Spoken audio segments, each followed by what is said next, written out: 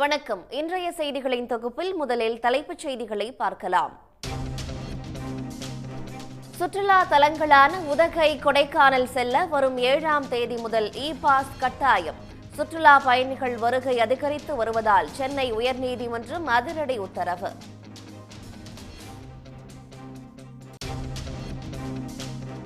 தமிழ்நாட்டில் அடுத்த 2 நாட்களுக்கு வெப்ப அலை வீசும் என வானிலை மையம் எச்சரிக்கை. 110 டிகிரி ஃபாரன்ஹீட் வரை வெயில் சுட்டெரிக்கும் என்றும் கணிப்பு.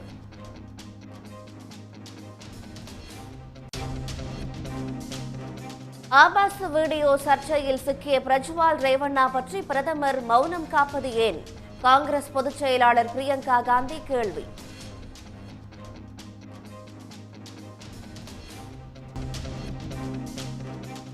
உதகை, ஈரோடு வாக்கு மையங்களில் சிசிடிவி கேமராக்கள் பழுதான விவகாரம்.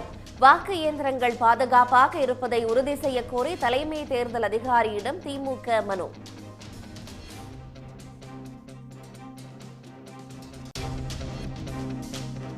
ராமநாதபுரத்தில் 500 ரூபாய்க்கு விற்பனையான குண்டு மிளகாய் விலை 120 ரூபாயாக சரிவு. அரசே விலையை நிர்ணயம் செய்து கொள்முதல் செய்ய விவசாயிகள் கோரிக்கை.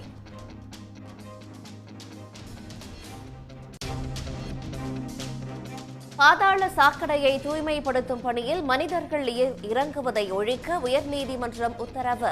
முழுமையாக இயந்திரங்களை மட்டுமே பயன்படுத்துவதை உறுதி செய்ய அரசுக்கு ஆணை.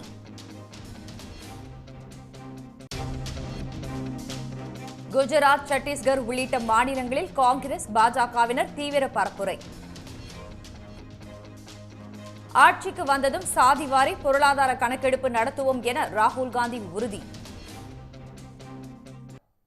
உதகை, கொடைக்கானல் செல்லும் சுற்றுலா பயணிகளுக்கு வரும் 7ஆம் தேதி முதல் இ-பாஸ் நடைமுறை கட்டாயம் என சென்னை உயர்நீதிமன்றம் உத்தரவிட்டுள்ளது.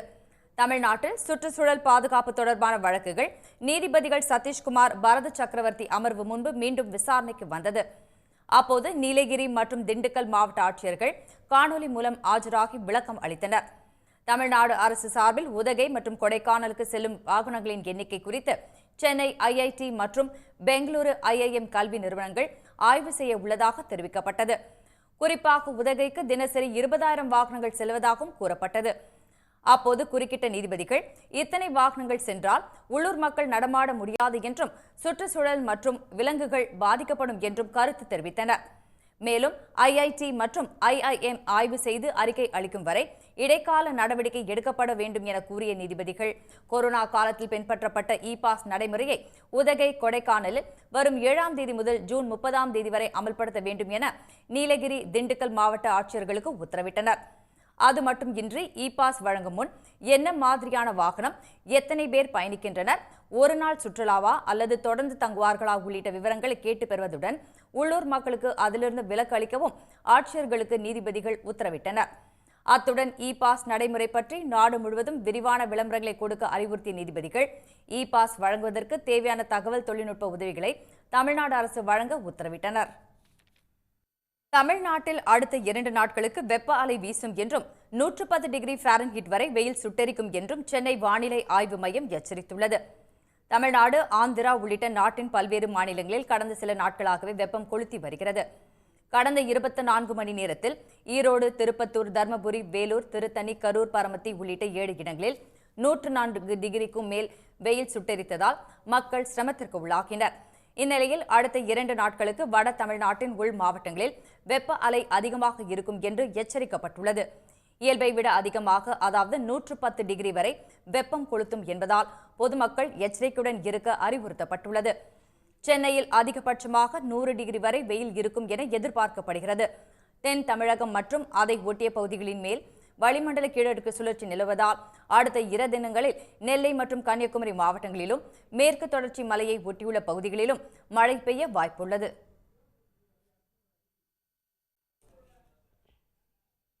கோடை வெயிலின் தாக்கத்திற்கு புகலிடமாக திகழும் உதகையிலேயே வரலாறு காணாத வெப்பம் பதிவாகி வரும் நிலையில் மரங்கள் வெட்டப்பட்டு சதுப்பு நிலங்கள் அழிக்கப்படுவதே காரணம் என்று ஆராய்ச்சியாளர்கள் தெரிவிக்கிறார்கள். அது பற்றி விளக்குகிறது இந்த சிறப்பு தொகுப்பு. கோடைக்காலம் தொடங்கி விடுமுறை அறிவிக்கப்பட்டாலே குழந்தைகளுடன் குடும்பமாக படையெடுக்கும் இடமாக திகழ்வது மலைகளின் அரசி என புகழப்படும் உதகைதான். சமவெளி பகுதிகளில் கொளுத்தும் வெயில் உக்கிர தாண்டவம் ஆடும் நிலையில் வெப்ப அலையின் தாக்கமும் மக்களை அவதிக்குள்ளாவதால் குளு குளு காலநிலையை இயற்கை எழிலுடன் ரசித்திட உதகைக்கு படையெடுத்து வருகின்றனர். அங்கு அதிகபட்ச வெப்பநிலையே 24 டிகிரி செல்சியஸாக இருந்து வந்த நிலையில் கடந்த 2 நாட்களாக வரலாறு காணாத வகையில் 28 டிகிரி செல்சியஸ் வரை வெப்பநிலை பதிவாகி வருகிறது.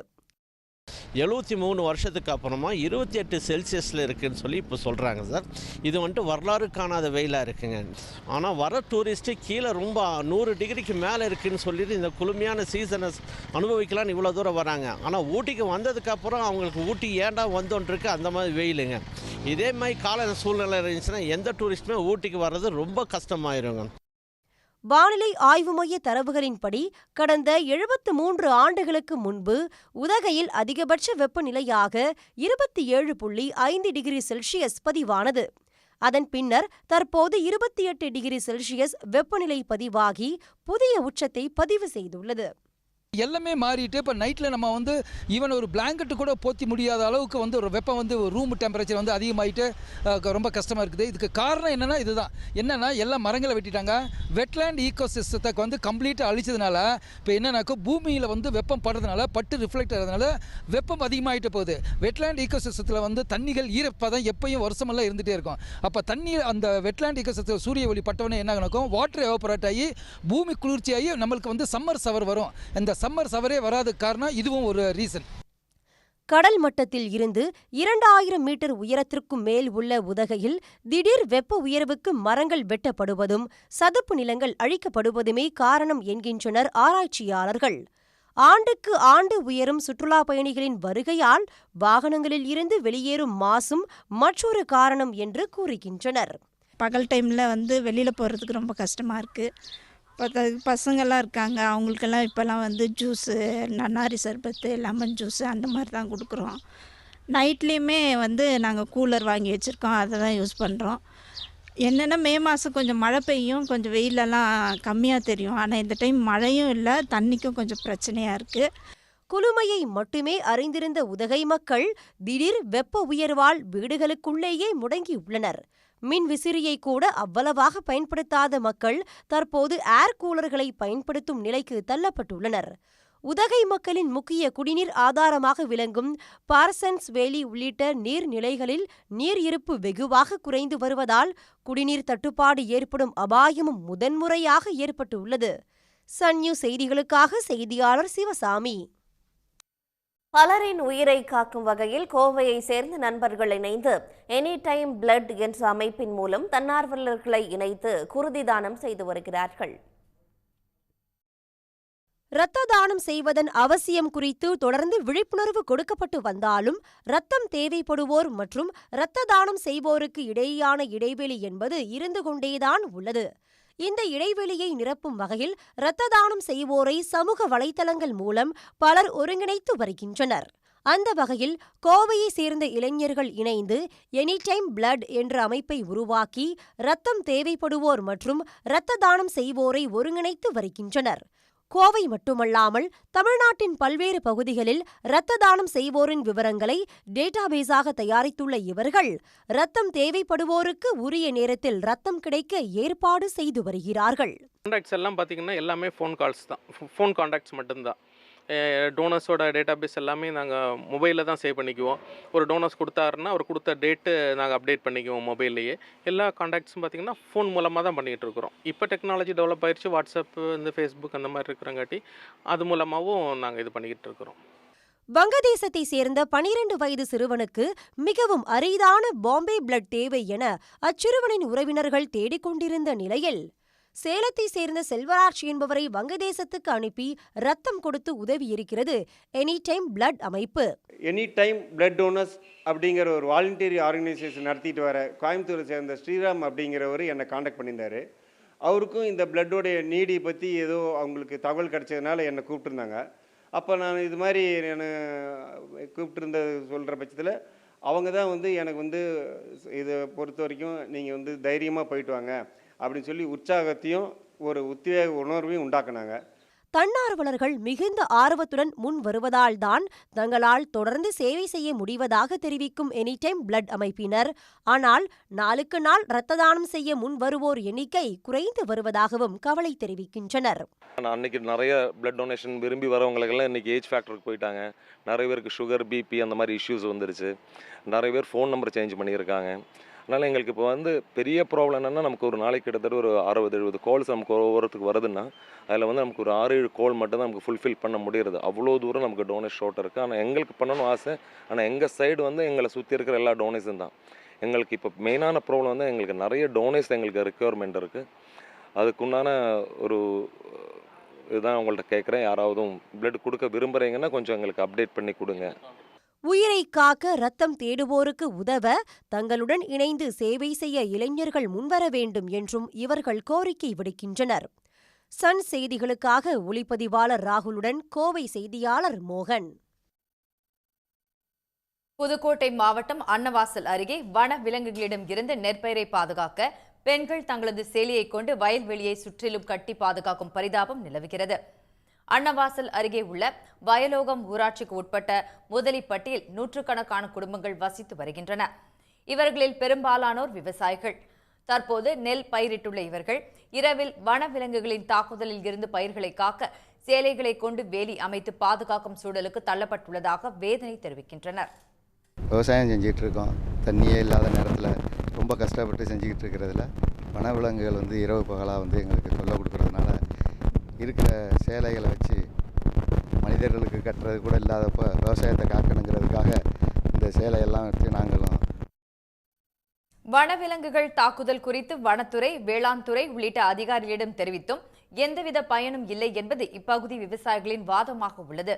இதனாலேயே உடுத்தும் சேலைகளை ஒவ்வொரு நாளும் மாற்றி மாற்றி கட்டி பாதுகாக்கும் சூழ்நிலைக்குள் தள்ளப்பட்டுள்ளதாக விவசாயிகள் கவலை தெரிவிக்கின்றனர்.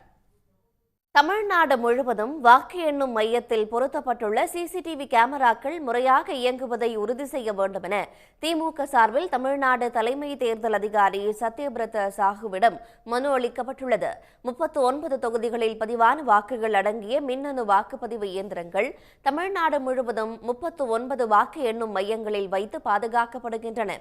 இவற்றுள் நீலகிரி வாக்கு எண்ணும் மையத்தில் பொருத்தப்பட்டிருந்த சிசிடிவி கேமரா ஒன்று வெப்பம் அதிகரித்ததன் காரணமாக மின்கசிவு ஏற்பட்டு ட்ரிப் ஆகி சுமார் 20 நிமிடங்கள் செயலிழந்தது. இது பின்னர் சரி செய்யப்பட்ட நிலையில் ஈரோட்டில் உள்ள வாக்கு எண்ணும் மையத்திலும் ஒரு சிசிடிவி கேமரா தொழில்நுட்ப கோளாறால் பழுதடைந்தது. இதனை சுமார் 1 மணி நேரத்தில் மாற்றிவிட்டதாக அம்மாவட்ட ஆட்சியர் விளக்கமளித்துள்ளார். இந்நிலையில் சென்னையில் தலைமை தேர்தல் அதிகாரி சத்யபிரத சாஹுவை சந்தித்த திமுக எம்பி என்ஆர் இளங்கோ வாக்கு எந்திரங்கள் வைக்கப்பட்டுள்ள அறைகளில் சிசிடிவி கேமராக்கள் முறையாக இயங்குவதை உறுதி செய்ய வேண்டும் என்று மனு அளித்தார். தமிழகத்தில் உள்ள எல்லா ஸ்ட்ராங் ரூமிலும் உள்ள சிசிடிவி கேமராக்கள் எந்த பழுதும் இல்லாமல் முழுமையாக இயங்க வேண்டும். வாக்கு எண்ணிக்கைக்கு அந்த ஸ்ட்ராங் ரூம்கள் திறக்கப்படும் போது மட்டும்தான் அதுவரை அந்த சிசிடிவிக்கள் இயங்க வேண்டும். அதற்கான ஃபுட்டேஜ்களை எப்போதெல்லாம் வேட்பாளருடைய ஏஜென்ட்டுகளோ அல்லது வேட்பாளர்களோ பார்க்க வேண்டும் என்று விரும்பினால் அந்த சிசிடிவி ஃபுட்டேஜ்களை தந்திட வேண்டும் என்ற ஒரு மனுவை கொடுத்திருக்கிறோம். அது மட்டுமல்லாமல் இந்த ஸ்ட்ராங் ரூமுக்கு சுற்றி உள்ள இடங்களில் எந்த ட்ரோன் போன்ற கருவிகள் பறந்திடக்கூடாது, நோ ட்ரோன் ஃப்ளையிங் ஏரியா என்று அறிவிக்க வேண்டும் என்று தேர்தல் ஆணையத்தை கேட்டிருக்கிறோம். மனுவை பரிசீலித்து உரிய நடவடிக்கை எடுப்பதாக தேர்தல் அதிகாரி சாஹு உறுதியளித்திருக்கிறார் என்று திமுக எம்பி என்ஆர் இளங்கோ தெரிவித்துள்ளார். நெல்லை பாஜக வேட்பாளர் நயினார் நாகேந்திரனுக்காக கொண்டு செல்லப்பட்ட 4 கோடி ரூபாய் பறிமுதல் செய்யப்பட்ட விவகாரத்தில் சிபிசிஐடி போலீசார் வழக்கு பதிவு செய்து விசாரணையை தொடங்கியுள்ளனர். தமிழ்நாட்டில் மக்களவைத் தேர்தலுக்கான பிரச்சார காலத்தில் தாம்பரம் ரயில் நிலையத்தில் பறக்கும் படை மேற்கொண்ட சோதனையின் போது உரிய ஆவணங்கள் இன்றி நெல்லை ரயிலில் கொண்டு செல்லப்பட்ட 4 கோடி ரூபாயை பறிமுதல் செய்தனர். பணத்தை கொண்டு சென்ற மூவரை பிடித்து விசாரித்ததில் அந்த பணம் நெல்லை பாஜக வேட்பாளர் நயினார் நாகேந்திரனுக்காக கொண்டு செல்லப்பட்டதாக வாக்குமூலம் அளித்தனர். அதன் அடிப்படையில் தாம்பரம் போலீசார் வழக்கு பதிவு செய்து விசாரணை நடத்தி வந்த நிலையில் இந்த வழக்கு சிபிசிஐடி விசாரணைக்கு மாற்றப்பட்டது. அதன்படி வழக்கு தொடர்பான ஆவணங்களை தாம்பரம் போலீசார் நேற்றைய தினம் சிபிசிஐடி வசம் ஒப்படைத்தனர். இந்த நிலையில் 4 கோடி ரூபாய் பணத்தை கொண்டு சென்றபோது பிடிபட்ட சதீஷ், நவீன், பெருமாள் ஆகிய மூவர் மீதும் 4 பிரிவுகளின் கீழ் வழக்கு பதிவு செய்து சிபிசிஐடி போலீசார் விசாரணையை தொடங்கியுள்ளனர். மூவரிடமும் இருந்து பறிமுதல் செய்யப்பட்ட செல்போன்களை தடயவியல் நிபுணர்களிடம் வழங்கி அவர்கள் யார் யாரை தொடர்பு கொண்டனர், பணம் எங்கிருந்து பெறப்பட்டது என்பது குறித்தான கேள்விகளுக்கு பதில் பெற சிபிசிஐடி போலீசார் முடிவு செய்துள்ளனர். அதில் கிடைக்கும் தகவலின் அடிப்படையில் நயினார் நாகேந்திரனுக்கும் சம்மன் அனுப்பி விசாரணை நடத்துவோம் என சிபிசிஐடி போலீசார் திட்டமிட்டுள்ளதாக தகவல் வெளியாகியுள்ளது. கோடநாடு கொலை கொள்ளை வழக்கில் விசாரணைக்கு ஆஜராகுமாறு கோடநாடு எஸ்டேட்டில் நீண்ட காலமாக பணியாற்றி வரும் ஓட்டுநர் உள்ளிட்ட 4 பேருக்கு சிபிசிஐடி போலீசார் சம்மன் அனுப்பியுள்ளனர். மறைந்த முன்னாள் முதலமைச்சர் ஜெயலலிதாவுக்கு சொந்தமான கோடநாடு பங்களாவில் 2017ஆம் ஆண்டு நடைபெற்ற கொலை கொள்ளை சம்பவம் குறித்த வழக்கை கடந்த ஓராண்டாக சிபிசிஐடி போலீசார் விசாரித்து வருகின்றனர். இந்த வழக்கு தொடர்பாக குற்றம் நடைபெற்ற கோடநாடு எஸ்டேட்டில் சில நாட்களுக்கு முன்னர் சிபிசிஐடி போலீசார் தலைமையில் நிபுணர் குழு ஆய்வு செய்தது. இந்நிலையில் உதகையில் உள்ள மாவட்ட அமர்வு நீதிமன்றத்தில் வழக்கு விசாரணைக்கு வந்தது. அப்போது நிபுணர் குழு அறிக்கையின் நகலை தங்களுக்கு வழங்க வேண்டும் என குற்றம் சாட்டப்பட்டவர்கள் தரப்பில் கோரிக்கை விடுக்கப்பட்டது. இதுகுறித்து முடிவெடுக்க அரசு தரப்பு கால அவகாசம் கோரியதை அடுத்து வழக்கு விசாரணை ஜூன் 21ஆம் தேதிக்கு ஒத்திவைக்கப்பட்டது. பல்துறை வல்லுநர்களை கொண்ட குழு இந்த மேலதிக விசாரணையின் ஒரு பாகமாக அங்கு புலனாய்வு மேற்கொண்டார்கள். அந்த புலனாய்வு சம்பந்தமான சமர்ப்பிக்கப்பட்ட அறிக்கையினுடைய நகலை எங்களுக்கு கொடுக்க வேண்டும் என்று கேட்டோம். அதில் ஏதேனும் உங்களுக்கு ஆட்சேபனை உள்ளதா என்று அரசு தரப்பை நீதிபதி அவர்கள் வினவினார்கள். 21/6க்குள் அந்த அறிக்கையினுடைய நகலை எங்களுக்கு சமர்ப்பிக்க வாய்ப்பு இருப்பதாக நாங்கள் கருதுகிறோம்.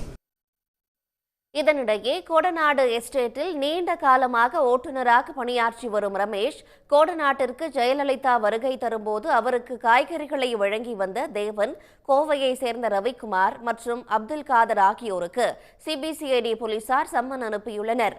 4 பேரும் கோவையில் உள்ள சிபிசிஐடி அலுவலகத்தில் நாளை விசாரணைக்கு நேரில் ஆஜராகும்படி சம்மனில் தெரிவிக்கப்பட்டுள்ளது. புவிசார் குறியீடு பெற்ற ராமநாதபுரம் குண்டு மிளகாயின் விலை அடியோடு சரிந்துள்ளதால் உற்பத்தி விலை கூட கிடைக்கவில்லை என விவசாயிகள் வேதனை தெரிவித்துள்ளனர். ராமநாதபுரம் மாவட்டத்தில் விளையும் குண்டு மிளகாய் அதிக காரத்தன்மை கொண்டதால் அதன் தரத்திற்காகவே புவிசார் குறியீடு வழங்கப்பட்டுள்ளது. நடப்பு பருவத்தில் அம்மாவட்டத்தில் 50,000 ஏக்கர் பரப்பளவில் குண்டு மிளகாய் சாகுபடி செய்யப்பட்டு தற்போது அறுவடை பணிகள் நடைபெற்று வருகின்றன. இந்நிலையில் குண்டு மிளகாய் விலை அடியோடு சரிந்திருப்பது விவசாயிகளை கவலையில் ஆழ்த்தியுள்ளது. கடந்த ஆண்டு தரத்திற்கு ஏற்ப கிலோ 300 ரூபாய் முதல் 500 ரூபாய் வரை விலை போன குண்டு மிளகாய் தற்போது 110 ரூபாய் முதல் 120 ரூபாய் வரை மட்டுமே விலை போகிறது. இதனால் உற்பத்தி விலை கூட கிடைக்காமல் இழப்பு ஏற்பட்டுள்ளதாக விவசாயிகள் வேதனை தெரிவித்துள்ளனர். 1200 ரூபாய்க்கு வாங்கி போட்டேன். இன்னைக்கு பொம்பளையில் களை எடுக்கிறதுக்கு 400 ரூபா சம்பளம், அதுக்கு ஏற்று கூலி இறக்கு கூலி அதுக்கு 500. நான் ஒரு 3-4 பொம்பளை விட்டோம்னு சொன்னாக்கா 2 மூடை பழம் பறிக்குதுங்க. நாங்கள் இங்கே 1200 ரூபாய்க்கு வத்த போட்டு நாங்கள் அந்த பொம்பளையில் கொடுக்குறதா, இல்லை நாங்கள் உரம் போட்டதுக்கு எடுக்கிறதா, இல்லை களை எடுக்கிறதா, நாங்கள் தண்ணி பாய்ச்சினது கொடுக்குறதா? ஏன் இந்த வியாபாரியெல்லாம் ஏன் இப்படிலாம் அடிச்சு வாங்கணும்? அந்த விவசாயி தான் கிடைச்சா அடிச்சு வாங்குறதுக்கு சம்சாரியில் எவ்வளோ கஷ்டப்படுறாங்கன்னு அவங்களுக்குலாம் தெரியுமா? அவங்களுக்கு என்ன நேரடி வியாபாரிகள்லாம் வர்றாங்கல்ல சென்னையிலேருந்து, அவங்கள ஏன் நேரடியாகவே விட வந்தானே அவங்க? உள்ளூர் வியாபாரிகள் சிண்டிகேட் அமைத்து குண்டு மிளகாய் விலையை குறைத்து வாங்குவதால் தங்களுக்கு உரிய விலை கிடைக்கவில்லை என விவசாயிகள் குற்றம் சாட்டியுள்ளனர். எனவே புவிசார் குறியீடு பெற்ற ராமநாதபுரம் குண்டு மிளகாய்க்கு அரசே விலை நிர்ணயம் செய்ய வேண்டும் என்பதே விவசாயிகளின் கோரிக்கையாக உள்ளது. தமிழ்நாடு முழுவதும் அதிகரித்து வரும் வெப்பத்தை தணிக்க ஏராளமான வழிகளை மக்கள் பின்பற்ற தொடங்கிவிட்டனர். அதில் முக்கியமான ஒன்று என்றால் குடிநீருக்கான மண்பாண்டங்களின் பயன்பாடு எனலாம். இது பற்றிய ஒரு காட்சி தொகுப்பு. வறுத்தெடுக்கும் வெப்பத்தால் உடலில் ஏற்படும் நீர்ச்சத்து இழப்பினை சமன் செய்ய பழச்சாறு மற்றும் குளிர்பானங்களை மக்கள் அதிக அளவில் உட்கொண்டு வருகின்றனர். இதற்கிடையே ஆதிகால மனிதன் கோடையில் குளிர்ந்த நீருக்காகவே உருவாக்கிய மண்பானைகளின் விற்பனையும் அதிகரித்து வருகிறது. நவீன காலத்திற்கேற்ப மண்பாண்டங்களின் பல்வேறு மாற்றங்கள் செய்திருப்பதால் மக்களின் கவனம் பானைகளின் பக்கம் திரும்பி இருப்பதாக கூறுகிறார்கள் மண்பாண்ட தொழிலாளர்கள். தென்காசி மாவட்டம் இலஞ்சியில் கூட்டுறவு சங்கம் தரமான மண்பாண்டங்கள் தயாரித்து சந்தைப்படுத்தி வருகிறது. இவ்வளோ வெயில் இந்த ஏரியாவில் அடித்தது கிடையாது. ஆனால் இப்போ வெயில் பயங்கரமாக இருக்குது. மண்பானை வியாபாரம் ஓரளவு போய்கிட்டு தண்ணி வச்சு குடிக்கிறதுக்கு கேரளாவுக்கு தான் அதிகமாக ஏற்றுமதி ஆகுது. கேரளாவுக்கு வந்து எங்களுக்கு ப்ரொடெக்ஷன் கொடுக்க முடியல. ஆனால் தமிழ்நாட்டை பொறுத்த மட்டும் இன்னும் விழிப்புணர்வு இன்னும் கொஞ்சம் குறைவாக தான் இருக்குது. கம்ப்ளீட்டாக வந்து இன்னும் கொஞ்சம் தண்ணி மண்பானை தண்ணியில் குடிக்கணுங்க மக்களுக்கு வந்து மனசு பக்குவம் இன்னும் வரலன்னு தான் சொல்லுவோம். கேட்குறவங்களுக்கு செஞ்சு கொடுத்துக்கிட்டு இருக்கோம். மண்பாண்டம் நல்ல மற்ற பொருளோட இது நல்லா இருக்கும். அதை இப்போ யாருமே ரொம்ப உபயோகப்படுத்துறதுக்கு மின்னு வரல. ஆமாம், அந்த அளவுக்கு இருக்குது. இப்போ இந்த வெயில் நேரத்துலலாம் மண்பாண்டத்தில் ஒரு பொருளை வச்சு எடுத்து சாப்பிட்டா நல்லா இருக்கும். காலம் காலமாக மனித சமூகத்தால் பயன்படுத்தப்பட்டு வரும் சமையல் உபகரணம் என்றால் அவை மண்பாண்டங்கள் தான். ஏரி, குளம், குட்டைகளில் இருந்து சேகரிக்கப்படும் களிமண் மண்பாண்ட தொழிலாளர்களின் கைவினையால் பானையாக உருமாறி நெருப்பினால் சுட்டெடுப்படைகின்றன. துளியும் ரசாயன கலப்பின்றி இயற்கையாகவே சுத்தமான குளிர்ந்த நீர் கிடைப்பதால் கோடை காலத்தில் வீடுகள் தோறும் மண்பானைகளின் பயன்பாடு பெருக தொடங்கியுள்ளது. அந்த காலத்து பெரியவர்கள்லாம் மண் பாத்திரத்தில் சமையல் பண்ணி சாப்பாடு சாப்பிட்டதுனால கொஞ்சம் ஊக்கமாக இருந்துக்கிட்டு தான். இப்போதைக்கு மக்கள் அதை ஈய பாத்திரத்தில் யூஸ் பண்ணதுனால அது இன்றைக்கி மண் பாத்திரத்தை சமையல் பண்ணி சாப்பிட்டு பார்த்தா தான் அதோடைய யாருமே எனக்கு தெரியும். மண் பாத்திரத்தை இப்போ வரைக்கும் யாருமே யூஸ் பண்ண மாட்டாங்க. இது வந்து மக்கள் வந்து கண்டிப்பாக வந்து அரசுடைய ஒத்துழைப்பு இருந்தால் எங்களுக்கு கொஞ்சம் வளர்ச்சிக்கு வாழ்வுக்கு கொஞ்சம் இதாக இருக்கும். ஒரு 5 கிளாஸ் தண்ணி மண் பாத்திரத்திலே குடிச்சு பாருங்கள், கூழும் மண் பாத்திரத்தில் குடிச்சு பாருங்கள், அதோடைய யாருமே தெரியும். சோறும் மறுநாள் பொங்கி மறுநாள் யூஸ் பண்ணி பாருங்க, மக்கள் உங்களுக்கே தெரியும். நீங்களே அதை பயன்படுத்தி பாருங்க.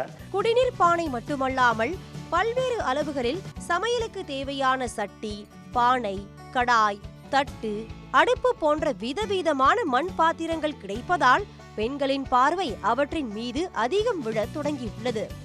மக்கி போகாமல் மண்ணை மரணிக்க செய்யும் நெகிழி பொருட்கள் குறித்த விழிப்புணர்வு அதிகரித்து வருவதும் மண் பாண்டங்களின் பயன்பாடு உயர மற்றும் ஒரு காரணம் என்பதும் நிதர்சனம்.